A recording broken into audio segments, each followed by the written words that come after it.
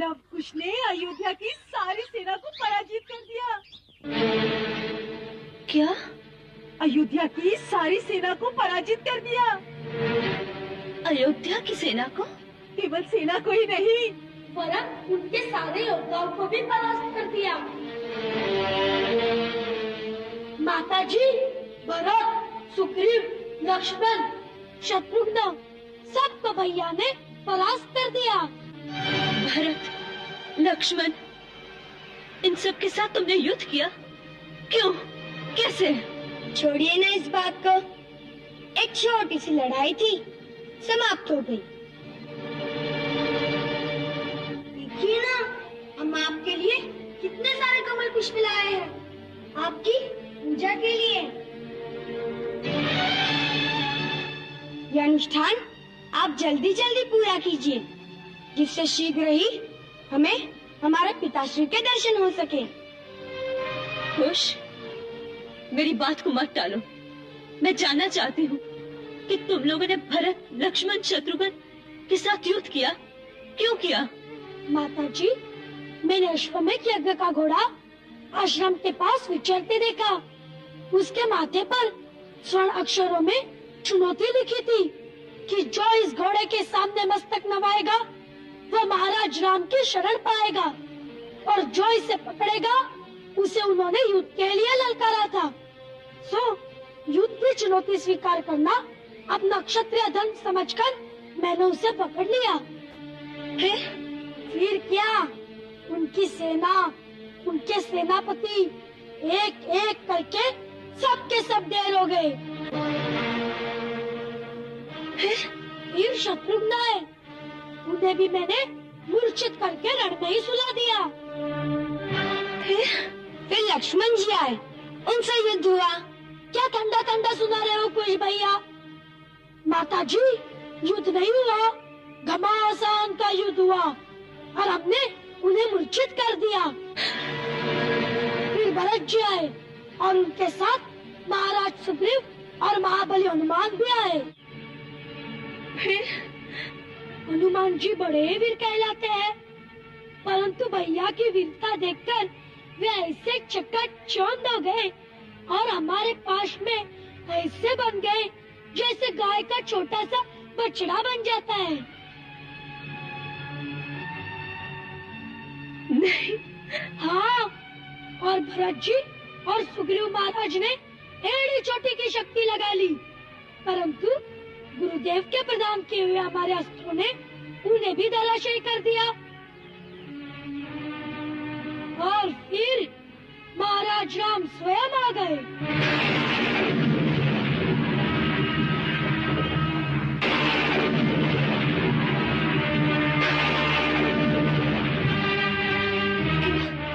क्या महाराज राम स्वयं वहाँ आए थे और तुम लोगों ने उन पर धनुष उठा लिया?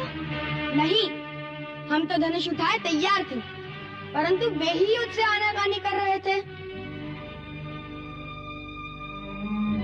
हमसे कहने लगे कि तुम दोनों को देखकर तुम पर बाण चलाने की इच्छा नहीं होती, तुम्हें प्यार करने की इच्छा होती है। परंतु मैंने उन्हें कहा, महाराज राम, केवल बातें न कीजिए, युद्ध करिए, युद्ध। परंतु जैसे युद्ध आरंभ होने लगा, गुरुदेव आ गए और फिर उन्होंने तो युद्ध होने ही नहीं दिया।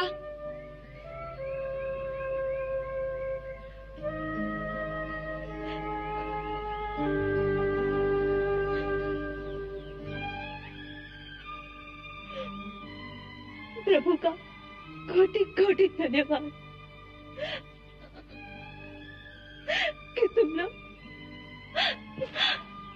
एक महान पाप से बच गए, एक महान पाप से बच गए। क्या हुआ पुत्री? माताजी, माताजी, ये आपको क्या हो गया माताजी?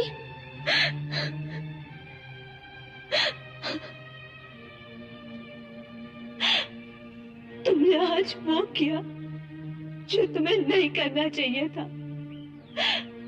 इसका तो प्रायश्चित भी कठिन है।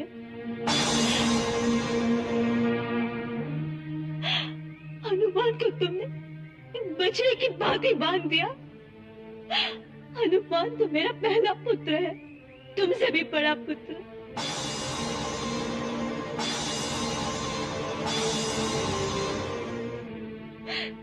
भरत, लक्ष्मण, शत्रुघ्न, ये भी मेरे पुत्र ही हैं।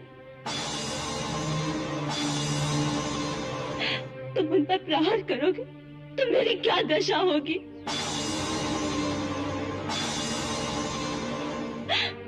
उस पर तुमने स्वयं श्री राम को युद्ध के लिए ललकारा। मेरी संतान अपने पिताश्री के चरण छूने की जगह पर उन्हें युद्ध के लिए ललकारे। मेरे लिए इससे लज्जाजनक बात और क्या हो सकती है?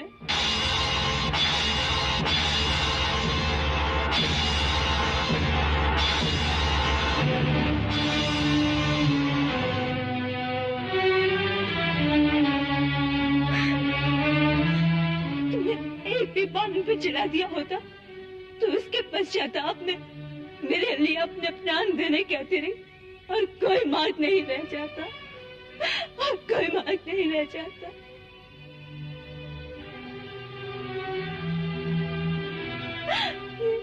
ये क्या किया तुम लोगों ने? क्या किया?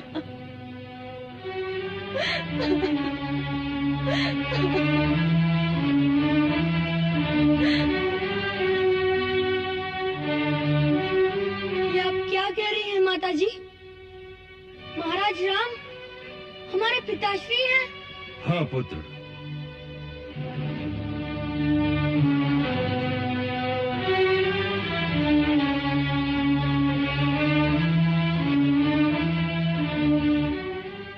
देवी सीता सत्य कह रही हैं। महाराज राम ही तुम्हारे पिता हैं।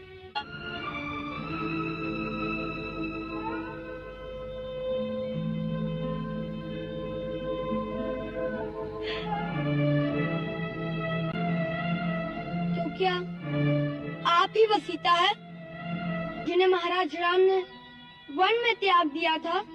हाँ पुत्र।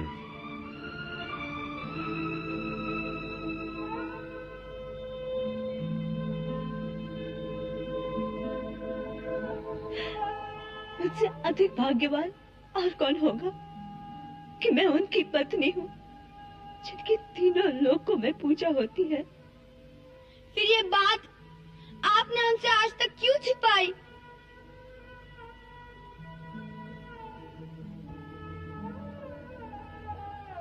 हर बात के प्रकट होने का उचित समय होता है।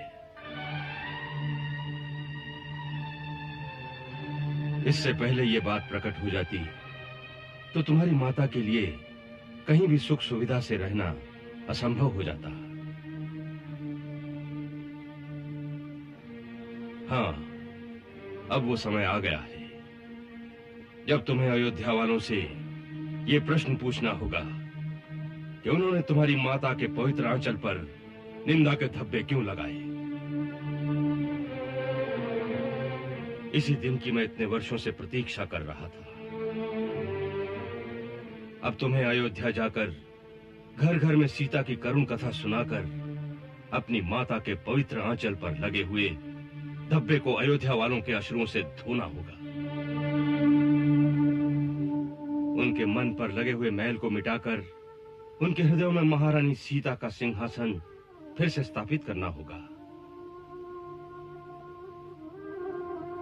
प्रजा का मत बदलकर उसे अपनी माता के सामने नतमस्तक करना होगा, जिससे उनके पाप का प्रायश्चित हो सके।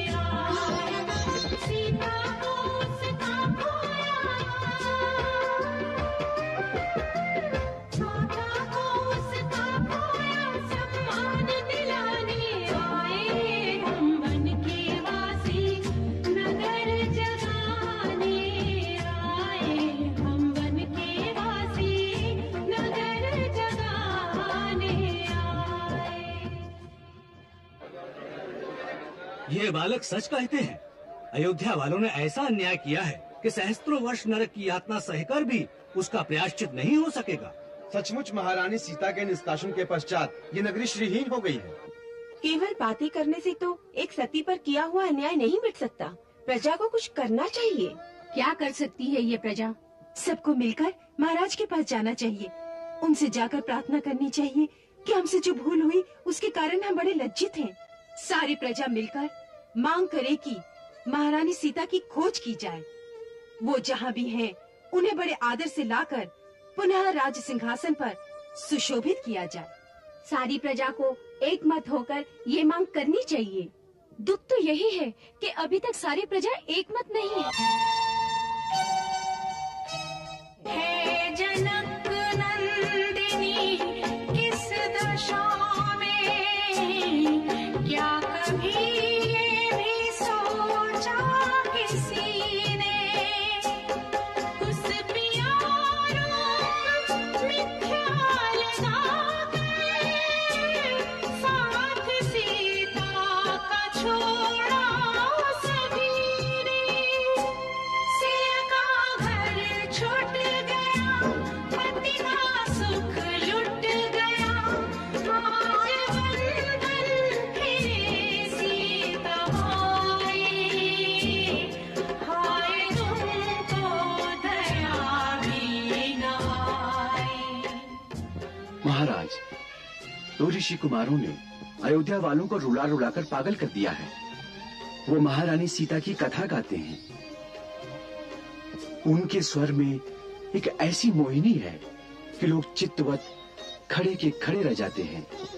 वो नगरवासियों से ऐसे ऐसे तीखे प्रश्न पूछते हैं कि सब निरुत्तर हो जाते हैं। कुछ लोगों का ये मत हो रहा है कि महारानी सीता की खोज करके उन्हें आदर सहित वापस बुला लिया जाए।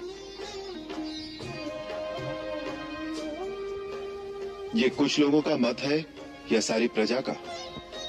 अभी तक कुछ लोगों का ही है।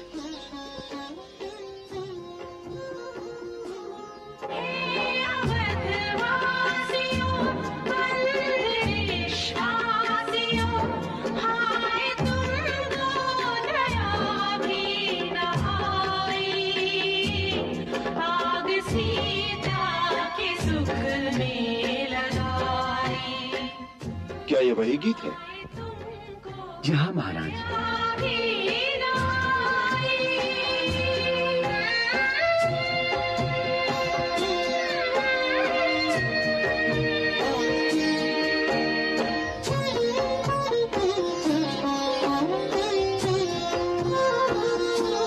जिसने लंकेश को तुच्छ जाना, जिसने ठुकरा दी सोने की लंका, जिसकी हर सांस रघुवर को अर्पण, ऐसी सीता पे की तुमने शंका।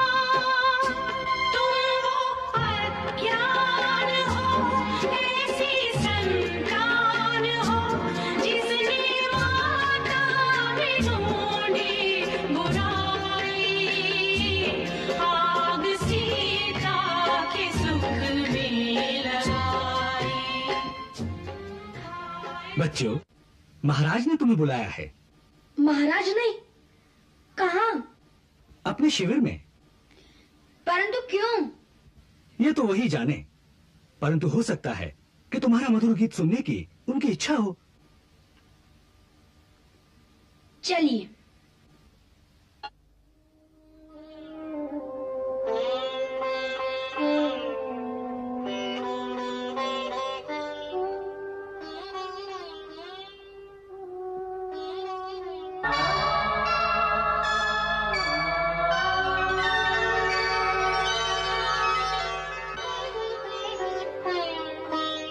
अरे, तुम दोनों तो वही हो।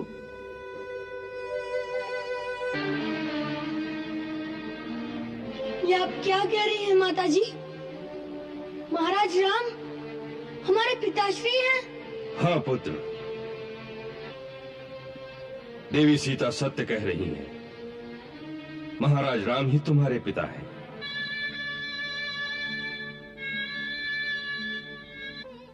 फिर ये बात आपने उनसे आज तक क्यों छिपाई?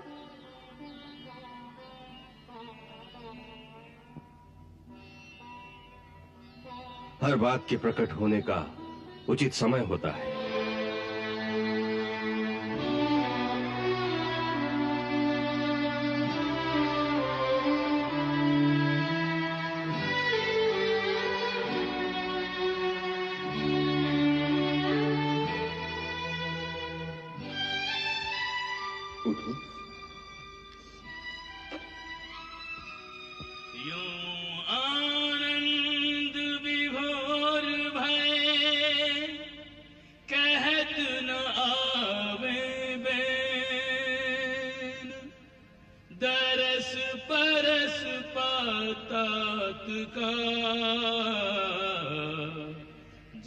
झर बरसने राम अनुग्रह कर जिन्हें लेते हृदय लगाए, उनका दुख उनकी व्यथा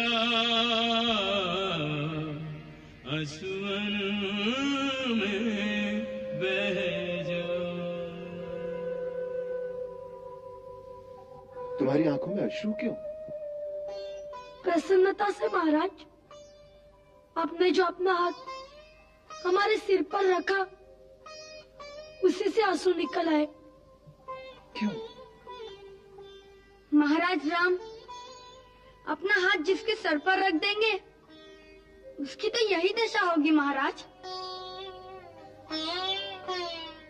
जैसे पिता का प्यार पाकर पुत्र भावुक हो जाता है, उसी प्रकार आपका दुलार पाकर हम जैसे प्रजाजनों का भाव विभोर हो जाना प्राकृतिक ही है।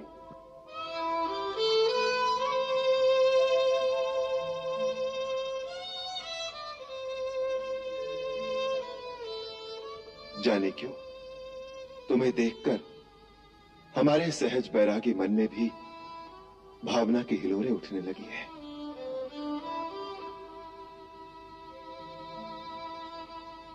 उस दिन तुम्हारा वीर रूप देखा और आज तुम्हारे स्वर का चमत्कार।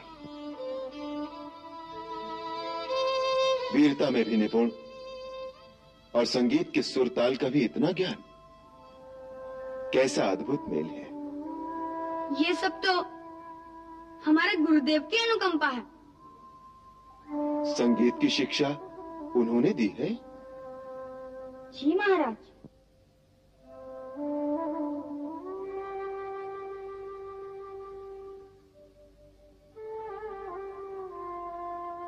गुरुदेव ने रामायण नाम का एक महाकाव्य लिखा है जिसमें उन्होंने आपका संपूर्ण जीवन चरित्र वर्णन किया है। हम लोग उसी को गाते हैं। अति सुंदर लिखा है उन्होंने। हमें भी सुनाओगे? यदि आपकी आज्ञा होगी तो अवश्य सुनाएंगे, परंतु यदि सारे रामायण सुनेंगे तब तो बहुत दिन लगेंगे।